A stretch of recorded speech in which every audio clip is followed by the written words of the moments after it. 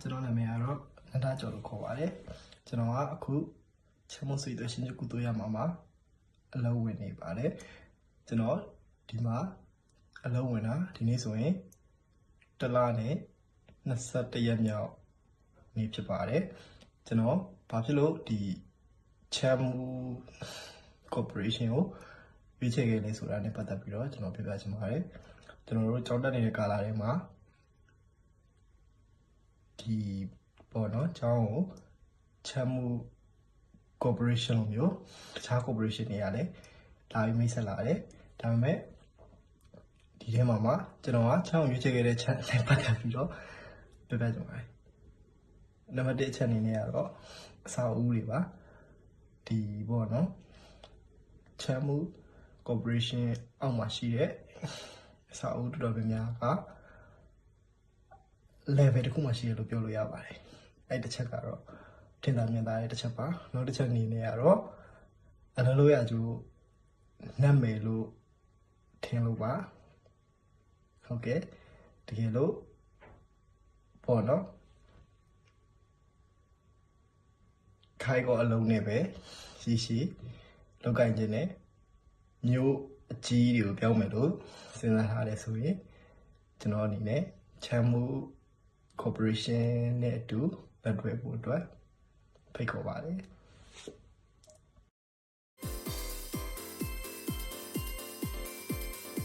မင်္ဂလာပါချမ်းမှု care corporation ကိုရွေးချယ်ခဲ့ရတဲ့အကြောင်းရင်းတွေတစ်ခုကတော့ခန္ဓာထေဝါလှပတဲ့အစာအုံတိစောက်ပုံတွေကြောင့်ဖြစ်ပါတယ်ခန္ဓာထေဝါလှပတဲ့အစာအုံတိစောက်ပုံတွေဒါပဲမကပဲနဲ့အလုပ်သမားတဦးချင်းတယောက်ချင်းစီရဲ့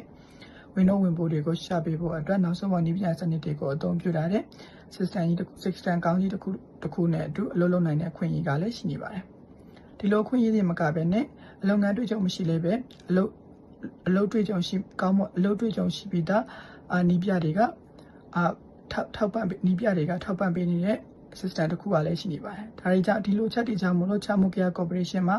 အလုပ်လုပ်ဖို့အတွက်အကြံဉာဏ်ပြုစီပါတယ်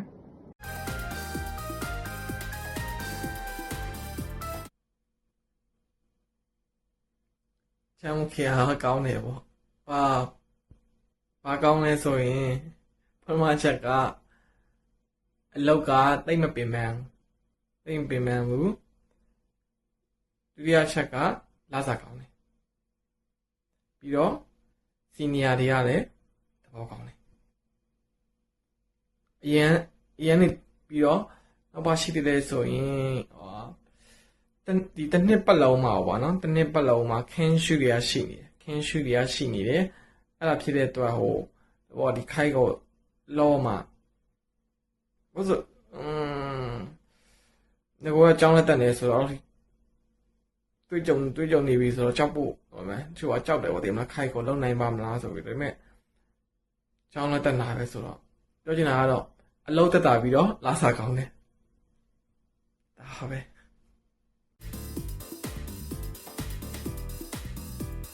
こんにちは。お久しぶりです。မနေ့က西九州ကျောင်းကနေပြီးတော့ဝယ်ရထားတဲ့ရုံးဆက်နေတွင်လို့ခေါ်ပါတယ်။တည့်ရလူတွေလည်းသိကြမယ်ထင်ပါတယ်။တော်တော်များများလည်းတွေ့ပွဲဆိုတော့ဒီကုမ္ပဏီကနေပြီးတော့ဗောနော်။သူတို့လာမမိတ်ဆက်ကင်းနဲ့မြန်မာလို一言ပြောပေးဆိုလို့ဗီဒီယိုရိုက်လိုက်တာဖြစ်ပါတယ်။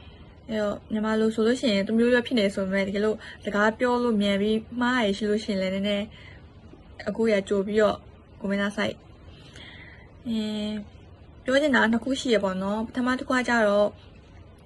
လာစာနဲ့ဒုတိယတစ်ခါကျတော့အကုန်လုံးစိတ်ပူနေကြမယ်ထင်တယ်ပေါ့နော်လူမှုဆက်ဆံရေးလာစာကတော့ကောင်းတယ်လည်းပါတယ်ပေါ့နော်ရကင်းနေပါလေဆိုလို့ရှိရင်လည်းပိုပြီးကောင်းမှုအလားလာရှိရယ်စာကဒီဟာရင်းနဲ့ရှင်လို့ရှိရင်တော့တရားပေါက်မျိုးဆိုလို့ရှိရင်တော့ကောင်းတယ်ဆိုတာတရားပေမဲ့အဲ့လိုဆိုရင်တော့မှတော်တော်လေးအဆင်ပြေတယ်ပါတယ်။နံပါတ်2ကလူမှုဆက်ဆံရေးလည်းစိတ်ပူစရာမလိုလို့ထင်တယ်ပေါ့နော်။ဒါပေမဲ့လည်း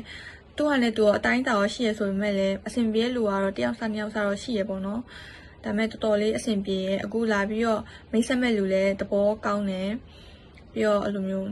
ခန်းရွှေ့ပါလေလည်းအများကြီးလုပ်ပေးရတဲ့ကြောင့်အလုံးမဝင်ရတိတ်ပြီးစိတ်ပူစရာမရှိဘူးပေါ့နော်ဘာလို့လဲဆိုတော့တခြားအစားကနေပြန်ပြီးတင်ပေးရပြောအဓိကပြောချင်တာကတော့အဲ့နှစ်ခုပေါ့နော် ကျန်တာကတော့ဟိုဘယ်လိုပြောရမလဲဒီအမျိုးအစားတစ်ခုပဲရှိရတဲ့ကြောင့်ပေါ့နော်ဒီအမျိုးအစားမဟုတ်ပဲတခြားမျိုးစားရွေးချင်တယ်ဆိုလို့ရှိရင်တော့တခြားကုမ္ပဏီကိုလည်းကြည့်ကြည့်ပေါ့နော်ဒီကတော့ရက်ကင်းတွေပါလောက်ရမယ်ပေါ့နော်အဲ့လိုမျိုးရှိတယ်ဒါပေမဲ့အဲ့အားကိုရက်ကင်းမလုပ်ချင်ဘူးဆိုလို့ရှိရင်တော့တခြားအမျိုးအစားအများကြီးရှိတဲ့ကုမ္ပဏီကိုလည်းစဉ်းစားကြည့်ပေါ့နော်တခုကတော့ကိုကခိုင်းကောလောက်ရမှာရင်းတူတူတေချာစိတ်ဝင်စားပြီးတော့လုပ်ချင်တဲ့ဒီဟာကုမ္ပဏီကိုရွေးသေးခြင်းနဲ့ပေါ့နော်ကုမ္ပဏီအမားတို့အခုလုပ်နေတဲ့ကုမ္ပဏီကတော့တောင်းနေပေါ့နော်ဖိတ်ခေါ်ပါလို့ပြောမလားဟိုတော်တော်လေးအဆင်ပြေတယ်ပါတယ်ပေါ့နော်အဲ့တော့စိတ်ဝင်စားလို့ရှိရင်တော့လုပ်ကြည့်ပေါ့နော်အဲ့လိုမှမဟုတ်ဘဲနဲ့ဟိုလိုမျိုးတခြားဟာပါရွေးပြီးစဉ်းစားကြည့်မယ်ဆိုလို့ရှိရင်တော့ရှင်ပြီးတော့လာစာတို့ဘာညာတဲရတဲတို့ဘာညာကိုရှင်ပြီးတော့ကြည့်လို့ပြောချင်ပါတယ်ဒါပါပဲအဆုံးရင်တော့ပဲကျေးဇူးတင်ပါတယ် bye bye